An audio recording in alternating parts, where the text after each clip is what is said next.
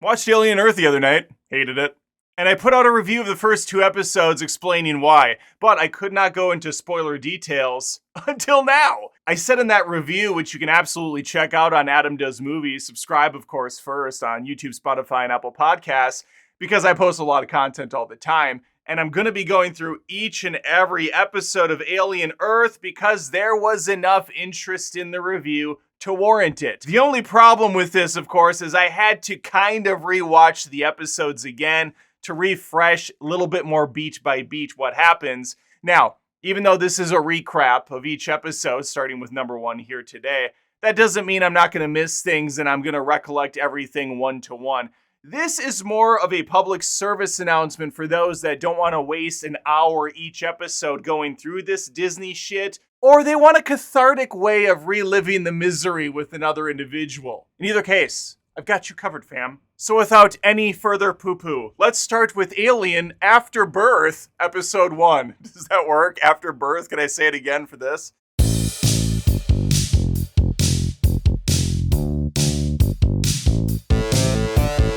We start with an old-timey familiar with green computer font coming up onto the screen. And it explains how there's 3 races taking shape in the future. Cyborgs, synthetics, and hybrids. Kind of setting the table that this is going to be a major focus of the new series. Maybe not so much the aliens that, are in the title. And wouldn't you know it, there's not a lot of alien in this show yet. The year is 2120, 2 years Richard prior to the events of the first film by Ridley Scott, making this a tried and true prequel. We love those prequels. Says someone, somewhere, at some point. We enter a new C-Class deep space exploration vessel, operated by the Weyland-Yutani Corporation. It's a joint venture. We have ourselves a plucky new crew ripped straight out of the Ridley Scott playbook. One of them's even a smoker. Classic. Vintage Alien. And if you find yourself being intrigued by these characters thinking, okay, this is a crew I could really get on board with. I want to know more about you. I'm really interested in... No, don't worry. They're going to die within the next 5 minutes. Classic. Instead, the show's going to focus on little children inside of grown-ass adult bodies. It's kind of like a New Age Freaky Friday situation. And make sure to check out Freakier Friday in theaters now by Disney, who also owns Alien and Predator and everything. On a positive note, the first 10 minutes of the show are beautiful looking. It is very akin, again, to that nostalgic, old-school Alien look and feel. When we get to Earth, not so much. Then it turns into kind of a MCU superhero-esque looking show.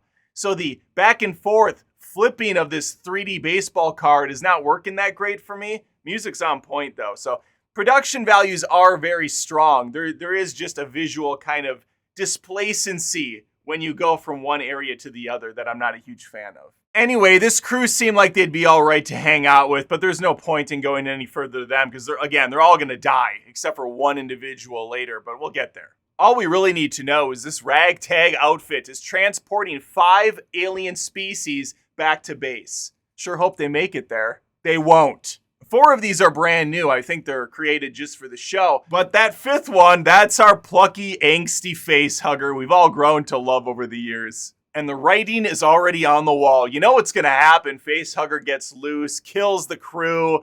It's going to be epic. You're going to get a xenomorph ripping heads, shooting that little baby mouth out, taking out a skull or 2. It's going to be sweet to watch. You don't get to watch it. It's done off camera.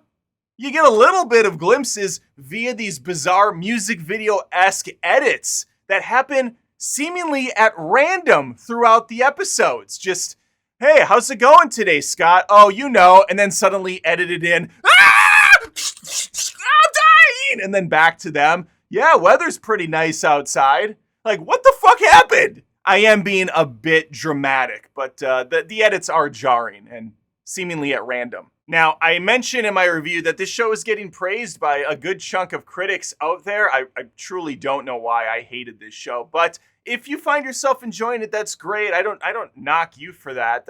We just have different opinions at the end of the day. I did see that the showrunner for this is Noah Hallway. I didn't know that at the time. He previously worked on some banger shows, one of which is Fargo. I really enjoyed that series. It's one of those shows where every season is a different, set of characters and a different plot altogether. And it works very well for the couple that I watched. So he clearly has some talent. It's just better suited, I guess, for a crime thriller drama than it is a sci-fi space horror film or whatever that fuck this is supposed to be. Back on Earth, Timothy Olyphant is talking to a young dying girl about a scorpion, but really it's a metaphor for some other bullshit, dying and moving on with life and blah, blah, blah. It doesn't matter. The girl says, hey, that scorpion sucks, but let it live.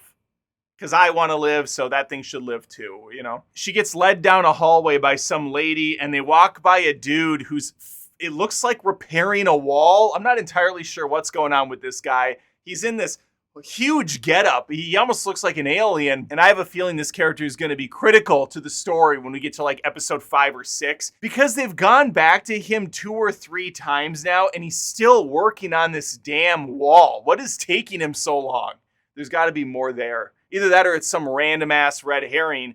Either's possible with this show. He has a chat with little Marcy about the procedure she's going to go through, how she's essentially the new Neil Armstrong, first man on the moon. She's going to be the first girl to go through this out-of-body experience where they transfer her soul, I guess, into a new synthetic body. She's going to go from a 10-year-old body to a full-grown adult, but she's going to have the mind still of that little kid. It's basically the plot of Jack with Robin Williams. Not a girl, not yet a woman. She lays down next to her new body while Timothée Chalamet pops open the top where we see the ceiling has a big screen TV on it, and it's gonna be playing Peter Pan on repeat. This guy is obsessed with Peter Pan. He goes all in on the Panster. He named the facility Neverland. He's got Peter Pan projecting 24/7. He calls these children that he's saving and putting in new bodies the Lost Boys. What is with this guy? And he's even got little Marcy drinking the Kool-Aid because she takes a look at the body and says, I want to be known as Mary moving forward. The procedure is a success. Wendy is born anew in a fresh body. She retains her memories, but she loses her real emotions. Instead, it has to be programmed in to simulate what she used to feel. She doesn't have to eat, doesn't have to sleep, doesn't have to shit. 3 of my favorite things. But she does gain some perks. She has superhuman strength, she's super fast, and apparently she can touch screens and hack into stuff just willy-nilly. Giving a 10-year-old girl a fully adult body with superpowers seems like an odd choice. Seems maybe like a dumb idea, but I'm not the genius, so what do I know? Also, the adult actress is giving Linda Cardellini vibes. But of course, with a classic, crappy alien mop on her head. Every fucking female in the alien universe has to have that classic Ripley shag cut. It just has to happen. It's not long after the new Hair Who Dis that Wendy is going to be told she's got more friends to play with at Neverland Ranch. More sick kids are put on the table. New adults show up. We got Peter Pan going 24/7 still, short for 24/7.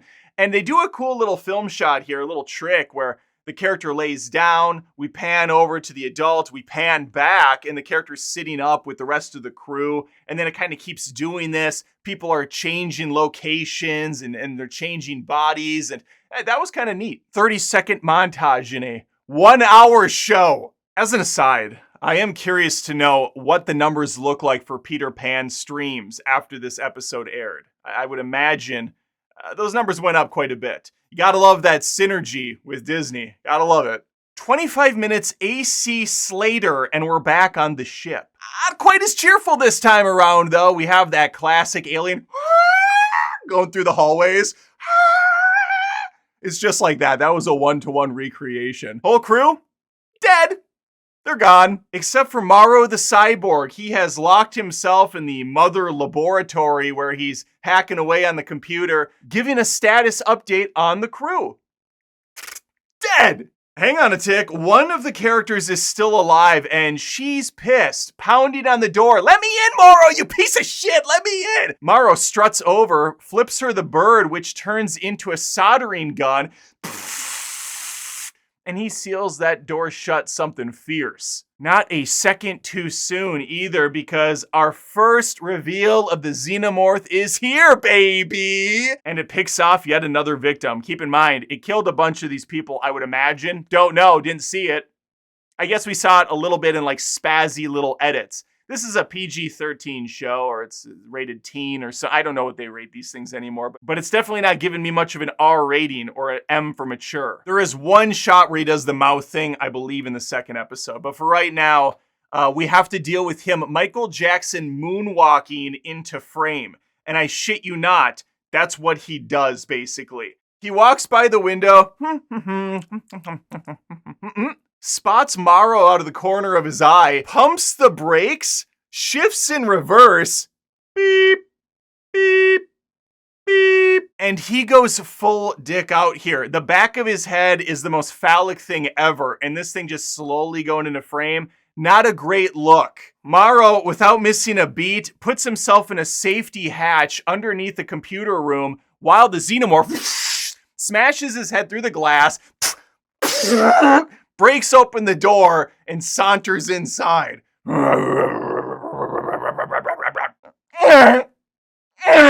He's like a raptor. He doesn't do that, but that'd be funny. This show's dumb. Actually, since he did the moonwalk, it would have been great if he came in like, ow!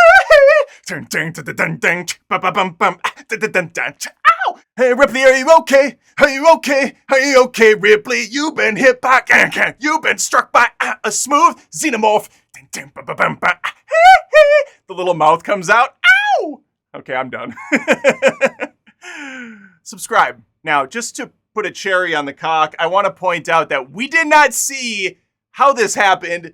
Didn't see the facehugger get out from his little tube, his little prison, or any of the other alien species. They just got out somehow. Because this script is more focused on the lame-ass children to adult storyline than it is on the alien storyline.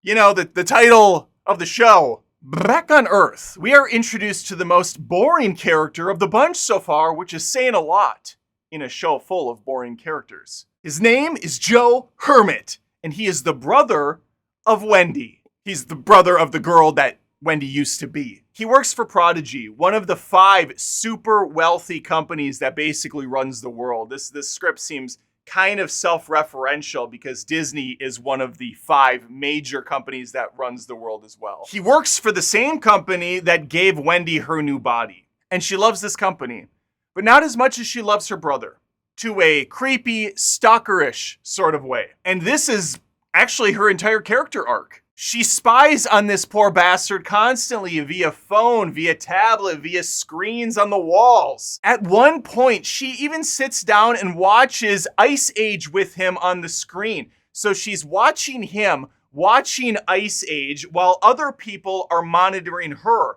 They're watching her, watching him, watching it. Meanwhile, I'm watching them watch her, watch him, watch the movie. What the fuck is this? It's all very fine and good to have this strong brother-sister relationship, a deeper connection that we can all get on board with and sympathize with as audience members, if we ever saw that. Instead, the show does the cheapest way of doing it possible with a 4-second flashback of them as little tiny babies watching Ice Age. Like, hey brother, look at the sloth, Sid the sloth. That's the end of it. It's the end of the flashback. And now we know that they love each other so much because they bonded over Ice Age, which you can find on Disney Plus, right next to Peter Pan. I wouldn't be surprised if by the time Alien Earth is done, they have an entire Alien Earth catalog of movies for you to watch as a family. Peter Pan, Ice Age 1 through whatever the fuck there are. Maybe we'll have a Lion King reference on the next episode, only if we're lucky. And this spy activity from her is not going to happen just on this episode. This is going to bleed over into episode 2, where she gets to Ice Cube War of the Worlds levels of creepiness. Like really invading the brothers' privacy. constantly monitoring him, being able to pick up every single camera throughout this guy's life, in his house, in his bedroom, probably while he's taking a shit. Can this dude do anything in peace? I shudder to think of some of the things Wendy has seen her brother doing. And speaking of the brother, Joe is now on the rooftop with his fellow troops or something. They're a rescue team. And as he's starting to get some shit from the sergeant, that ship with the aliens on it crashes through the side of the building and right into our hearts, destroying a couple buildings down the street where it's going to wedge itself right in. Search and rescue enters the building, which includes Joe, the only medic of the group. Everyone else is carrying guns. Wait, where are the firefighters? Where are the cops? It's just troops going in? Could you imagine after 9/11, it's all freaking soldiers just get the fuck out of the building! Since Wendy is monitoring Joe's every bowel movement, she sees that he's going into this building and she's quite concerned for his safety. But don't worry, the company has decided, in their infinite wisdom, to send the baby patrol in to save the day. That's right, our new breed of Power Rangers is going in. The 10, 11, and 12-year-old kids trapped inside adult bodies is going to be leading the charge to go in and to get the aliens that are inside. That's right. The companies know that there are aliens in this ship, and they want the kids to retrieve them. Like this is Ghostbusters Frozen Empire or Stranger Things. And you might think the company would at least send in some actual adults with critical thinking skills, but no, the 10-year-olds are fine. They'll figure it out. Let's roll the dice by having our incredibly expensive investments go into this sketchy situation and try to retrieve other incredibly wealthy specimens of alien. It just makes sense. A couple first responders find Morrow, but find out the hard way that he's an asshole. He straps him to a pole and is like, bye! Bolts out of there, and these aliens know when to pounce. As soon as that guy leaves the room, they're like, okay, is Morrow gone? All right, it's our time to strike.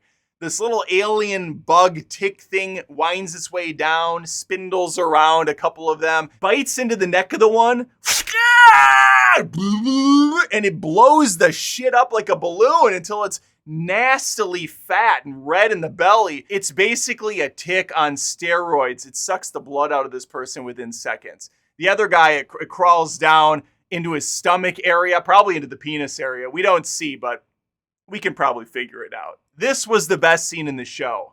It was a great 3 minutes of a 1-hour show. The episode ends with Timothy Oliphant going off on another tangent about who the hell knows what. I couldn't be bothered to listen to it again. Metaphor, you used to be food, you're not food anymore, now you're at the top of the food chain, blah, blah, blah, who cares? She leaves the conversation and she leaves the episode. We're played out by Mob Rules by Black Sabbath.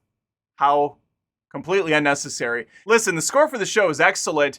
The soundtrack is garbage. Not because the song's bad, the song's fantastic, and we're going to get an even better song, in my opinion, by Tool in the next episode.